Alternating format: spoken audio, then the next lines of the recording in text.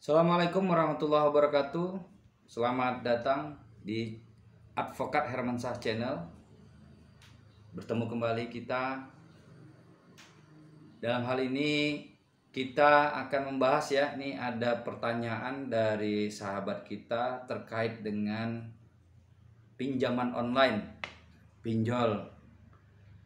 Bagaimana sih hukumnya terkait dengan pinjol ini, karena pinjol ini banyak ini korban-korbannya ya, makanya kita harus membahas nih pinjol ini. Nah, sebenarnya pinjaman pinjol ini tidak ada dasar ya, dasar hukumnya hanya sebuah kesepakatan. Itu pun kesepakatan hanya dibangun melalui media online ya.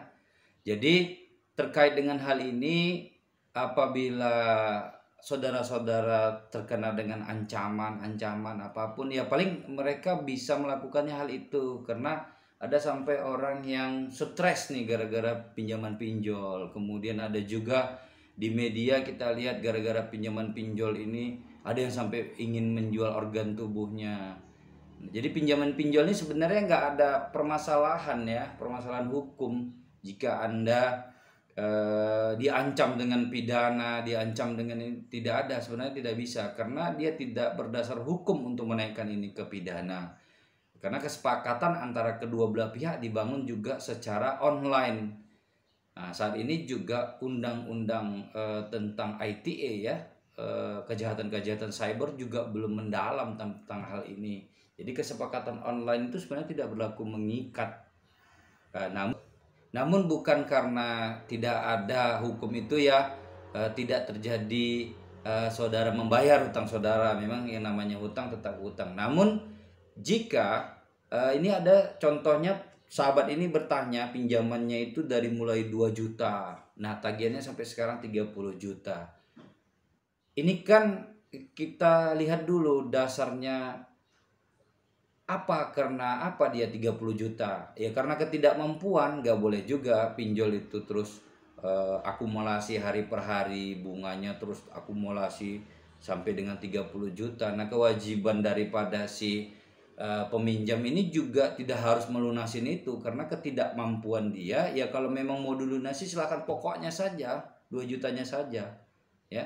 Kalaupun tidak dilunasi secara hukum yang berlaku, tidak bisa juga pinjol itu untuk memenjarakan saudara, kemudian juga mengambil harta-harta saudara. Karena terkait dengan itu kan dia harus juga mengajukan di pengadilan, baik pengadilan negeri ya, terkait dengan gugatan perdata. Itu panjang dan tidak akan ada karena dasar hukumnya tidak ada. Jadi bagi sahabat-sahabat yang sangat resah kemudian pening terhadap pinjaman pinjol ini, udah usah terlalu dibawa ya. Mereka paling yaitu intimidasi, kemudian secara sosial. Karena saya juga pernah, teman saya waktu itu bekerja di Jambi ya, dia pinjaman online, akhirnya saya yang di WA dengan pinjaman online itu menyatakan bahwa yang bersangkutan memiliki pinjaman yang harus dilunasi. Tuh. Itu saja sih, kalau kita kuat secara batin tidak ada permasalahan. Anda juga tidak bisa akan dipenjara terkait dengan pinjaman pinjol itu. Nah, kemudian juga ada pertanyaan juga dari sahabat YouTube ya, terkait dengan pinjol ini. Dia tidak pernah meminjam online. Kemudian dia diharuskan untuk membayar pinjaman online. Nah, pinjam ini hati-hati juga terhadap data diri saudara, karena pinjaman online ini bisa diajukan pertama dengan nomor telepon, kemudian KTP, ada NIK saudara, dan yang paling penting adalah apabila dia berusaha tahu siapa nama ibu saudara dan nomor rekening saudara. Nah, ini kalau dia tahu ya KTP saudara ada sama dia, di scan-nya, kemudian nomor telepon saudara dia tahu, kemudian nama ibu kandung dan nomor rekening, ketika ini verifikasi, nah inilah namanya kejahatan cyber. Jadilah akhirnya saudara yang menjadi korban untuk harus membayar pinjol ini. Kalau nggak dibayar, itu keributan secara sosial dia yang kita terkadang memang lebih berat sih sosial ya daripada hukuman pidana dan perdata.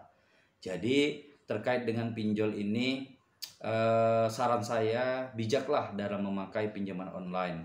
Sebenarnya ini baik kalau dalam keadaan-keadaan genting ya, tapi bukan sengaja pinjaman online itu diambil untuk memenuhi kebutuhan yang harusnya itu bukan kebutuhan bagi kita, karena kita kan harus tahu juga apa itu kebutuhan kita dan apa itu ini memenuhi gaya aksi kita ini yang biayanya agak mahal. Tapi kalau kebutuhan hidup tuh saya rasa nggak terlalu mahal ya. Nah, jadi pinjaman online ini juga sebenarnya di negaranya juga dilarang asalnya ya. Cuma di Indonesia tumbuh kembang. Jadi masyarakat dihadapkan dengan keadaan yang seharusnya belum bisa dinikmatinya, dipaksakan untuk dinikmati, yang akhirnya memang dengan pinjaman ini berat jadi kehidupan kedepannya. Begitu sahabat YouTube semua. Jadi kalau nanti ada hal-hal yang ingin didiskusikan terkait pinjaman online, boleh ya saudara berkoordinasi di nomor saya 0813 7693 7303, Advokat Hermansyah. Bagi yang sudah like dan subscribe ya, gratis untuk bertanya atau berkonsultasi hukum ya, karena like dan subscribe itu gratis. Boleh kalau jika Anda ingin berkonsultasi, saya juga akan kasih gratis ya. Semoga sukses semuanya dan sehat selalu. Assalamualaikum warahmatullahi wabarakatuh.